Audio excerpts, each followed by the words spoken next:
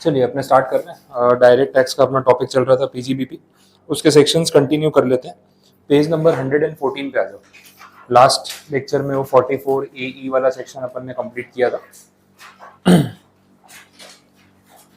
उसमें पूरा टॉपिक जो था वो प्रिजम्पटिव इनकम पे चल रहा था।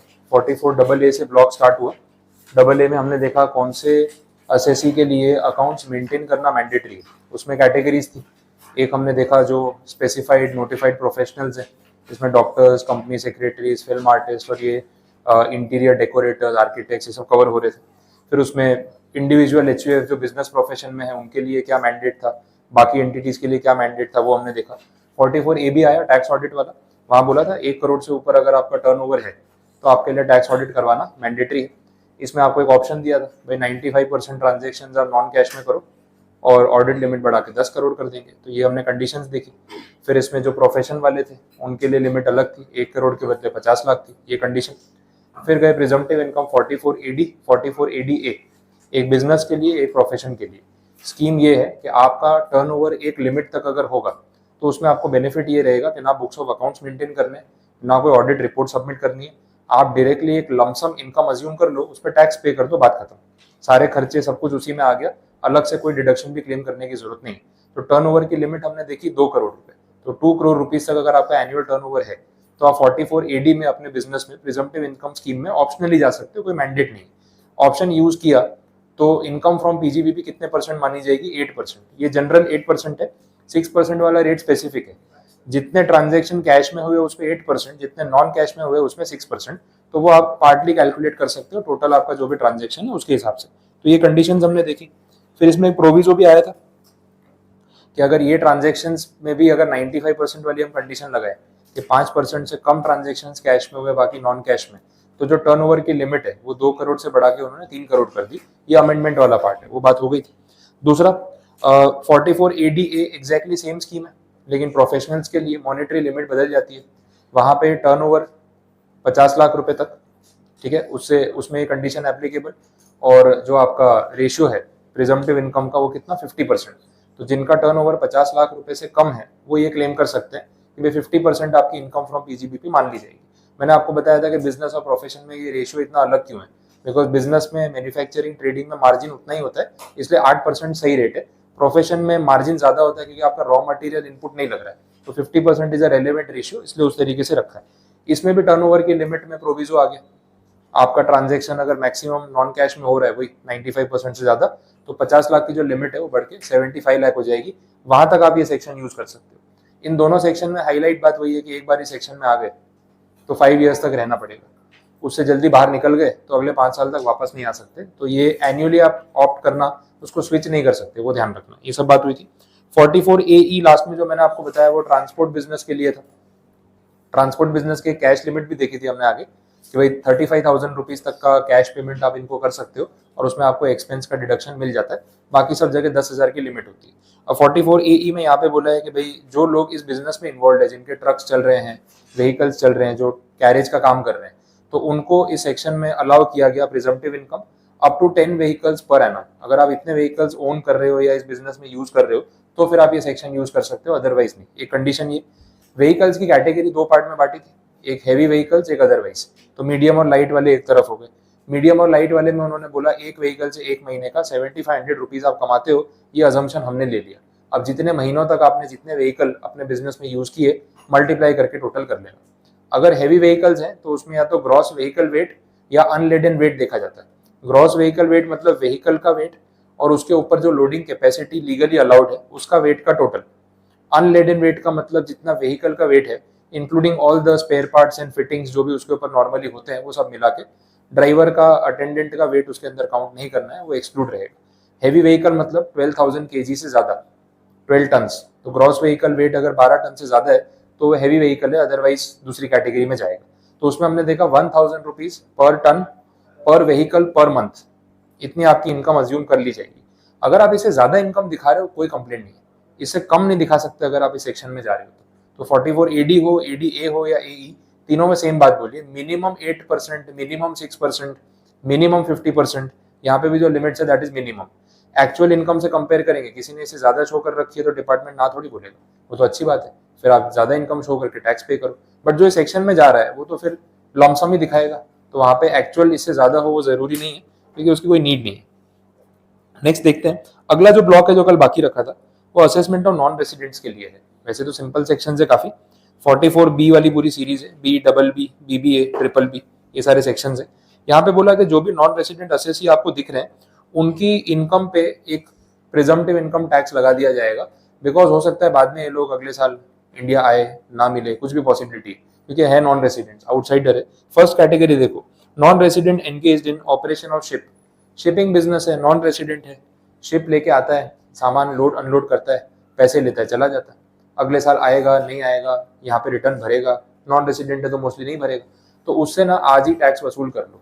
एक तो इसको प्रीवियस ईयर वाला बेनिफिट नहीं देना है, ये अपन ने स्टार्टिंग में फर्स्ट चैप्टर में देखा था, exception to previous year rule, उसमें भी ये वाले असेसी थे कि भाई इनसे ना अभी पैसे चार्ज कर लो, TDS के फॉर्म में काट लो पैसा, तो उसकी इनकम का कितना परसेंट यहाँ पे कंसिडर होगा, तो बोला जितना वो ग्रॉस रिसीव कर रहा है उसका 7.5% उसकी इनकम फ्रॉम प्री-जीबीपी इंडिया में मान ली जाएगी, और जो उसको पे कर रहा है इंडियन पार्टी उसको बोलेंगे भाई TDS काट लेना, कि अगले साल वापस नहीं आया तो फिर इससे टैक्स वसूल कैसे करेंगे, तो प्रीवियस ईयर रूल का उसको बेनिफिट मत दो, और इनकम जो है प्रिजम्पटिव बेसिस पे मान लो, क्योंकि एक्चुअल रिटर्न तो फाइल करने वाला नहीं, तो 7.5% ऑफ ग्रॉस रिसीट ये यहाँ पे फिक्स कर दिया under ship operation business 44B, ठीक है, तो ये याद रखना है आपको। वैसे ही दूसरा बिजनेस है 44BB, यहाँ पे बात हो रही है कि जो नॉन रेसिडेंट पार्टी है वो करती क्या है, प्लांट एंड मशीनरी सप्लाई करती है रेंट पे, और किस चीज की मशीनरी है, extraction production of mineral oils, petroleum, natural gas, जमीन में सब चीजें एक्सट्रैक्ट करने के लिए मशीन लगती है, जो कंपनी ये काम कर रही है वो मशीन खरीद ले, जरूरी नहीं है, कैपेक्स बहुत ज्यादा हो जाता है, तो बहुत बार ये लोग मशीन रेंट पे ले लेते हैं कि जब एक्सट्रैक्शन करना है मशीन किराए पे ले लो, बाद में वापस कर दो, तो लीज रेंटिंग यहाँ पे चलता है।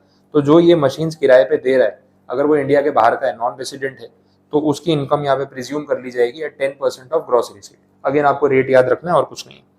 इसके बाद है 44BBA, non resident engaged in operation of aircraft, जैसे वो शिप था वैसे एयरक्राफ्ट हो गया, उसमें परसेंटेज कितना बोल दिया, 5%।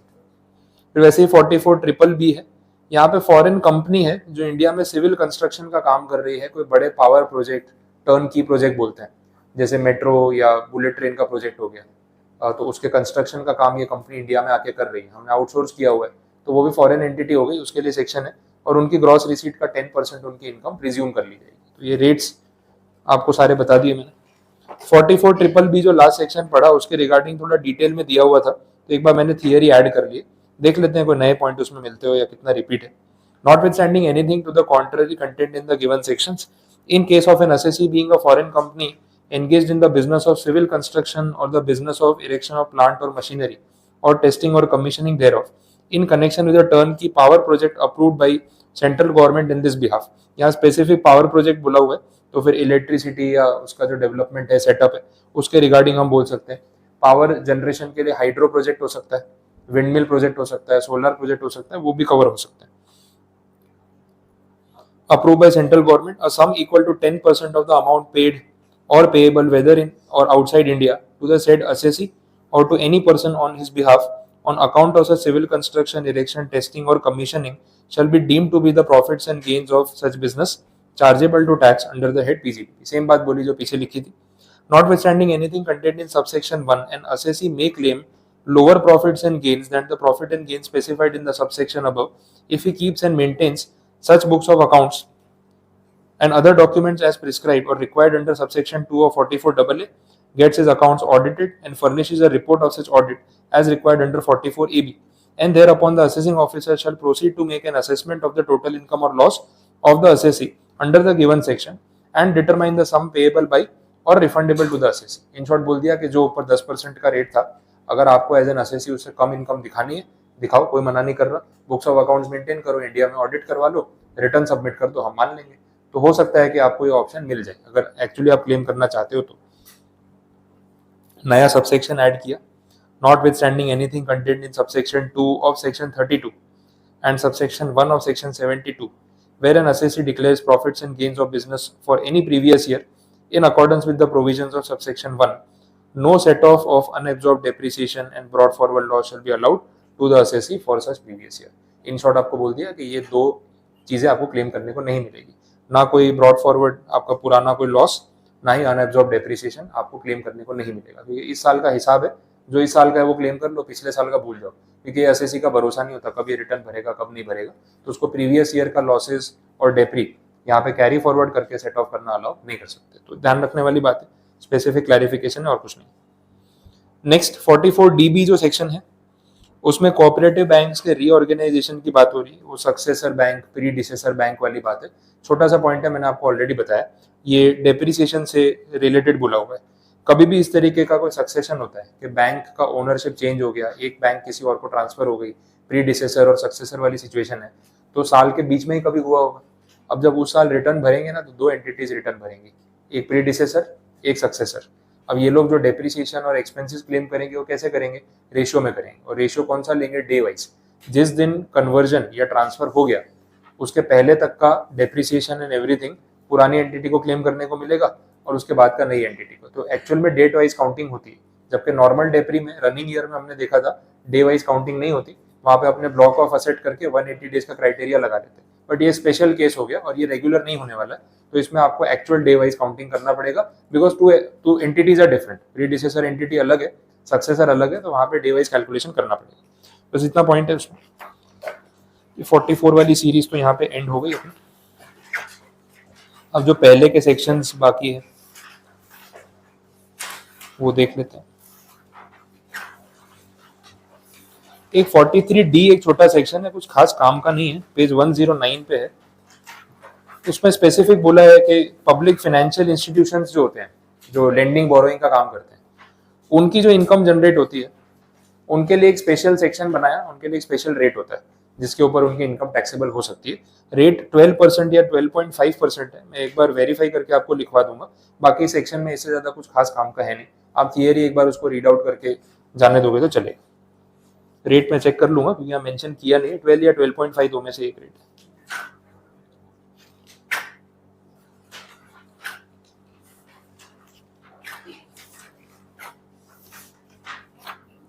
इसके पहले वाले जो सेक्शंस हैं उसमें एक पेज नंबर 96 है, उस पे आ जाओ आप। सेक्शन नंबर 40, इस सेक्शन के इंटरनल पॉइंट्स दूसरे चैप्टर से कनेक्टेड है, तो नो डाउट उतना डेप्थ में आपको अभी पता नहीं चलेंगे, लेकिन जितने समझ में आते हैं या जनरली मैं जितना बता सकता हूँ उतना एक बार आपको यहाँ क्लैरिफाई करवा देता हूँ। यहाँ पे ये बोला हुआ है एक्सपेंसेस विच आर डिसअलाउड, कौन कौन से खर्चे आपको अलाउ नहीं किए जाएंगे, subject to some conditions, allow हो भी सकते हैं नहीं भी हो सकते हैं डिपेंडिंग। तो यहाँ पे जो पहला पॉइंट है, interest royalty fees for technical services which are payable outside India, ये पॉइंट मैं आपको रेसिडेंशियल स्टेटस वाले चैप्टर में रिलेट कराने वाला हूँ, तो अभी उतना डेप्थ में नहीं जा रहे क्योंकि वहां डिटेल में इसी पॉइंट पे बात होनी है। बेसिक स्टोरी ये है कि ये जो भी एक्सपेंसेस आप कर रहे हो, किसी को इंटरेस्ट चुका रहे हो, रॉयल्टी पे कर रहे हो, टेक्निकल सर्विसेज के लिए फीस पे कर रहे हो, आउटसाइड इंडिया पे कर रहे हो, तो ओवरऑल पॉइंट ये है कि आउटसाइड इंडिया पेमेंट करते टाइम टीडीएस डिडक्ट करना भूलना नहीं है। जो भी टीडीएस के चैप्टर में रेट एप्लीकेबल है आपको टीडीएस डिडक्ट करना है। अगर आपने डिडक्ट किया तो ये एक्सपेंस अलाउ कर देंगे क्योंकि है तो आपके बिजनेस का खर्चा, लेकिन टीडीएस काटना भूल गए, पूरा एक्सपेंस हो जाएगा डिसअलाउ। समझ आए? तो ओवरऑल स्टोरी इस पूरे सेक्शन में काफी सारे पॉइंट्स में यही है, जितने भी एक्सपेंसेस के नाम लिखे हैं सारे आप क्लेम कर सकते हो, लेकिन ओनली इफ टीडीएस आपने डिडक्ट किया, भूल गए तो एक्सपेंस डिसअलाउ, ये स्टोरी है। तो अभी इसमें इतना ध्यान रखते हैं। नेक्स्ट पेज पे जो पॉइंट है उसमें भी सेम बात है, TDS not deducted on certain payments, तो उसमें आपको खर्चा डिसअलाउ हो जाता है। अब इसमें दो बाइफर्केशन है, कुछ एक्सपेंसेस ऐसे हैं जो टोटली डिसअलाउ हो जाते हैं कि आपने टीडीएस नहीं काटा ना, पूरा खर्चा क्लेम करने को नहीं मिलेगा। कुछ एक्सपेंसेस ऐसे हैं जहां पे पार्शियली डिसअलाउ होते हैं, और कितना पोर्शन डिसअलाउ होता है, 30% ऑफ द एक्सपेंस। इसका सिंपल मतलब ये है कि आपने 1 लाख रुपए का पेमेंट किया और आपको टीडीएस डिडक्ट करना चाहिए था, भूल गए, तो पूरा 1 लाख डिसअलाउ नहीं करेंगे, सिर्फ 30,000 डिसअलाउ करेंगे, बाकी का 70,000 आप क्लेम कर सकते हैं। इस तरीके का पार्शियल प्रोविजन है।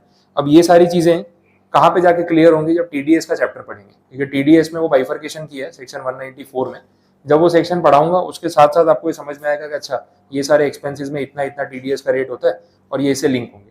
तो अभी इस पॉइंट को इतना ही आपको ध्यान रखना, जब टीडीएस का चैप्टर पढ़ लेंगे तब यहाँ पे आके एक बार रिलेट करेंगे। कुछ चैप्टर्स हैं, कैपिटल गेन का एक टॉपिक है, टीडीएस का चैप्टर है, रेसिडेंशियल स्टेटस है, इन सबका रेफरेंस यहाँ पे आता है। तो जब वो चैप्टर्स हो जाते हैं ना, तो लास्ट में एक बार पीजीबीपी का चैप्टर अपने को वापस घुमाना ही पड़ता है, तो सारे सेक्शंस जो उन टॉपिक से रिलेटेड है आपको तब क्लियर होते हैं। तो ये पॉइंट्स उनमें से है, इसीलिए आप साइड पे लिख के रख लेना कि भाई टीडीएस के चैप्टर के बाद हो जाएगा।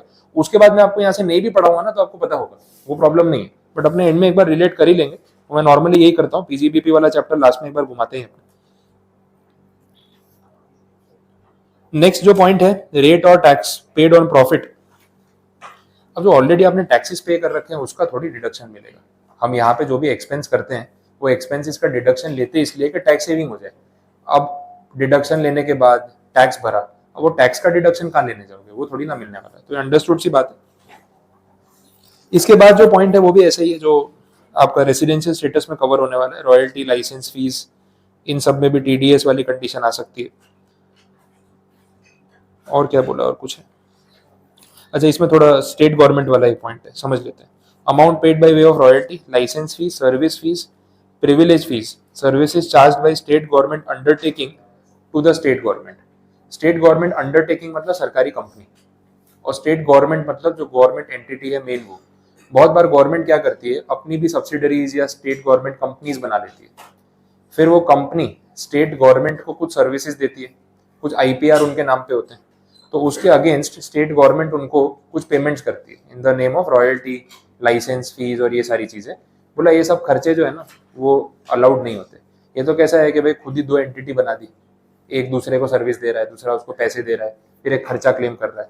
तो वो बोला एक्चुअल में वो खर्चा नहीं है, वो तो अंदर का ही हिसाब हो गया ना, तो उसका कोई आपको क्लेम करने को नहीं मिलेगा। तो ये स्पेसिफिक है स्टेट गवर्नमेंट अंडरटेकिंग। अगर स्टेट गवर्नमेंट को कुछ रॉयल्टी पे करती है तो स्टेट गवर्नमेंट अंडरटेकिंग के हिसाब में वो खर्चा उसको क्लेम करने को नहीं मिलेगा, ये आपको ध्यान रखना है। तो ट्रांजैक्शन किसके बीच में हो रहा है, सरकारी कंपनी और सरकार के बीच में। सरकारी कंपनी सरकार को कुछ रॉयल्टी या कुछ फीस पे कर रही है क्योंकि सरकार ने अपनी ही कंपनी को कुछ राइट्स दिए होंगे, तो ये फिर खर्चा दिखाने वाली बात हो गई। तो खुद की कंपनी वैसा मान लिया जाएगा यहाँ पे, तो बोला अलाउ नहीं करेंगे, expense disallowed. Next salary, salary वाले पॉइंट में भी वैसे ही है। आउटसाइड इंडिया अगर आपने किसी को सैलरी पे की, विद इन इंडिया किसी को सैलरी पे की, टीडीएस नहीं काटा, तो आपको एग्जेम्पशन या उसका एक्सपेंस जो है वो क्लेम करने को नहीं मिलेगा। सेम स्टोरी प्रोविडेंट फंड वाले केस में भी वही है। नॉन मॉनेटरी परक्विजिट्स के केस में भी ये सब चीजें हैं कि खर्चा क्लेम करना है तो एक्चुअल में पेमेंट होना चाहिए और रूल्स फॉलो करने चाहिए। जनरल कंडीशन सैलरी वाले हेड में भी रिलेट हो जाएगा। इसके बाद जो इसका लास्ट पार्ट है सेक्शन 40 का, दैट इज 40 क्लॉज बी। ये अपना पार्टनरशिप फॉर्म वाला केस है जो मैंने आपको स्टार्टिंग में फर्स्ट चैप्टर में बताया था, बोला भी था पीजीबीपी में रिलेट कराऊंगा। तो मैंने आपको बोला था कि पार्टनरशिप फर्म के केस में फर्म की कुछ मिनिमम इनकम दिखानी पड़ती है, और आप पार्टनर्स को रेम्यूनरेशन के फॉर्म में जितना पैसा चाहिए उतना पूरा नहीं दे सकते, कुछ लिमिट होती है। तो वो लिमिट यहाँ पे 40B में दे रखी है। तो कैलकुलेशन वाला पार्ट जो बाकी था वो मैं यहाँ पे समझा देता हूँ ताकि आपको एग्जैक्ट पता चल जाए। देख लो, पार्टनरशिप फर्म की जो इनकम, जैसे इग्नाइट एकेडमी की अपने बात कर रहे थे, कोई भी फर्म का एग्जांपल ले लो, तो फर्म के लिए एक बुक प्रॉफिट होता है। बुक प्रॉफिट टर्म का मतलब ये, before paying anything to the partners, partners को कुछ भी पे करने से पहले फर्म का जो प्रॉफिट बन रहा है उसकी इनकम, उसके expenses, without paying the partners. इसमें इंटरेस्ट, बोनस, सैलरी, रेम्यूनरेशन कुछ भी अभी तक आपने पार्टनर्स को नहीं दिया, that amount is book profit. Assume कर लेते हैं कि बुक प्रॉफिट 5 लाख रुपए है। अब अगर पार्टनर्स इसमें से रेम्यूनरेशन नहीं उठाएंगे तो इस 5 लाख पे 30% टैक्स लग जाएगा, 1.5 लाख रुपए। और अगर पार्टनर्स रेम्यूनरेशन उठाएंगे और 2.5 लाख रुपए ले जाएंगे तो फर्म का टैक्स हो जाएगा 0, वो अलाउ नहीं करेंगे। तो इसमें लिमिट लगा रखी है सेक्शन 40B में। अब ये जो लिमिट है वो समझ लो, उन्होंने बोला कि पहला 3 लाख रुपए का जो बुक प्रॉफिट है, फर्स्ट 3 lakhs, उस पर लिमिट रहेगी विड्रॉल की 90% और 1,50,000 विच एवर इज हायर। इतना पार्टनर विड्रॉ कर सकते हैं। पहले 3 लाख रुपए बुक प्रॉफिट के, उनका एक्चुअल बुक प्रॉफिट जो भी उसमें से फर्स्ट 3 lakhs, उसमें से वो 90% या 1,50,000 विच एवर इज हायर उतना लेके जा सकते हैं। अपने एग्जाम्पल में बुक प्रॉफिट कितना है, 5 लाख, तो 5 लाख को अपने को डिवाइड करना पड़ेगा 3 लाख प्लस 2 लाख में। ये पहले 3 लाख और ये ऊपर का जो भी बुक प्रॉफिट है वो पहले 3 लाख में से कितना विड्रॉ कर सकते हैं, इतना। 3 लाख का 90% कितना होगा, 2,70,000 comparing with 150 whichever is higher, तो कितना विड्रॉ हो सकता है, 270। तो 3 लाख में से 2,70,000 पार्टनर्स लेके जा सकते हैं। उसके ऊपर जितना भी होगा ना अबव 3 लाख, उसमें लिमिट है 60% ऑफ दैट अमाउंट। जैसे अपने केस में अबव 3 लाख कितना बुक प्रॉफिट है, 2 लाख रुपए, तो 2 लाख का 60% हम विड्रॉ कर सकते हैं, वो कितना हो गया, 1,20,000। तो दोनों का टोटल कर लो। तो इन शॉर्ट 5 लाख रुपए के बुक प्रॉफिट में से पार्टनर्स 3,90,000 लेके जा सकते हैं, बट बाकी का वो तो फर्म के अकाउंट में टैक्सेबल रहेगा। लेके जा सकते हैं लेकिन पहले टैक्स भरो फिर ले जाना, कोई मना नहीं कर रहा है। तो रेम्यूनरेशन के नाम पे पार्टनर्स मैक्सिमम 3,90,000 क्लेम कर सकते हैं। ये उनके रिस्पेक्टिव अकाउंट्स में इंडिविजुअली स्लैब रेट से टैक्सेबल होगा। लेकिन ये 1,10,000 इसके ऊपर टैक्स पे करना पड़ेगा पार्टनरशिप फर्म को 30%, दैट इज 33,000। बाकी सेस और वो सब अलग चीज़ है, बट इतना तो लग ही गया। तो 1,10 में से 33,000 तो गया, बाकी का जो बचा 77,000 वो पार्टनर्स का है। अब उनको अगर जरूरत है तो विड्रॉल कर ले, वो कैपिटल में से रिड्यूस हो जाएगा। रेम्यूनरेशन तो जो क्लेम करना था वो ऑलरेडी कर चुके हैं पैसा, तो इतना टैक्स तो फिर फर्म के ऊपर आने ही वाला है, वो सर्टन हो गया। अब मैं बुक प्रॉफिट का अमाउंट कुछ भी रख दूं, आप गिन लोगे, कोई फर्क नहीं पड़ेगा। अगर बुक प्रॉफिट 3 लाख से ऊपर जा रहा है तो ये तो फिक्स है, 270 ही आंसर आने वाला है, वो तो फिक्स हो गया। ये वाला नंबर तो तब रिलेट होता है जब बुक प्रॉफिट ही 3 लाख से कम हो, 2 लाख हो, 1,50,000 हो, 1,80,000 हो, तो फिर आप 90% और 150 में कुछ रिलेट कर सकते हो। 3 लाख है बुक प्रॉफिट तो आंसर यही आने वाला है, वो तो इम्प्लाइड हो गया। अब मैं बुक प्रॉफिट अगर 5 लाख के बदले 15 लाख कर दूं तो कैलकुलेशन में कोई इतना खास फर्क नहीं पड़ेगा। ये 270 तो फिक्स है, ऊपर का जो 12 लाख रुपए बन रहा है उसके ऊपर 60% गिन लो, वो हो गया 720। तो 720 और 270 990 हो गया। तो भाई 15 लाख में से 990 पार्टनर लेके जा सकते हैं रेम्यूनरेशन, बाकी का जो है 5 लाख के आसपास वो फर्म का प्रॉफिट, उस पर फिर 30% टैक्स, वैसे कैलकुलेशन होता है। क्लियर?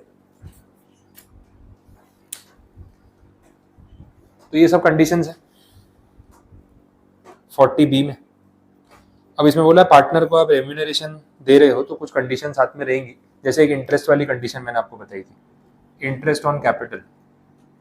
अब पार्टनर को क्या है ना कि भाई खर्चा क्लेम करना है जितना ज्यादा हो सके, सब पे लिमिट तो यही है, लेकिन जैसे भी आप क्लेम करना चाहो तो पार्टनर्स ने फर्म में जो कैपिटल इन्फ्यूज की है उसके ऊपर वो 12% पर एनम सिंपल इंटरेस्ट के हिसाब से इंटरेस्ट चार्ज कर सकते हैं।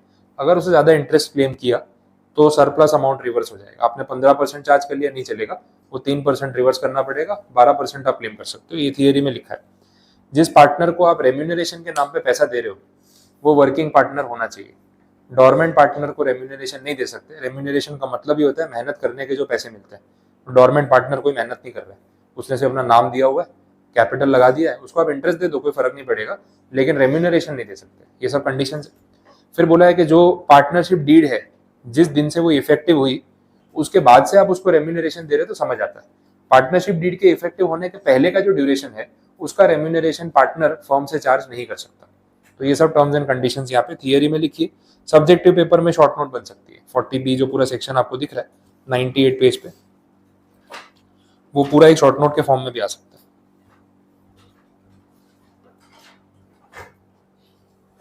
और इससे रिलेटेड एक चैप्टर भी असेसमेंट ऑफ फर्म्स करके, तो 40B आपको पता है तो उस चैप्टर का कैलकुलेशन आपका हो गया। इस चैप्टर के बाद मैं वही ले लूंगा पहले, तो थियरी के साथ वो पूरा टॉपिक कंप्लीट हो जाएगा, वो कनेक्टेड है। तो ये ब्लॉक सेक्शन 40 वाला कंप्लीट है। अब एक बार आप थियरी सिर्फ रीड आउट कर लेना लैंग्वेज के लिए, तो प्रॉब्लम नहीं आएगी।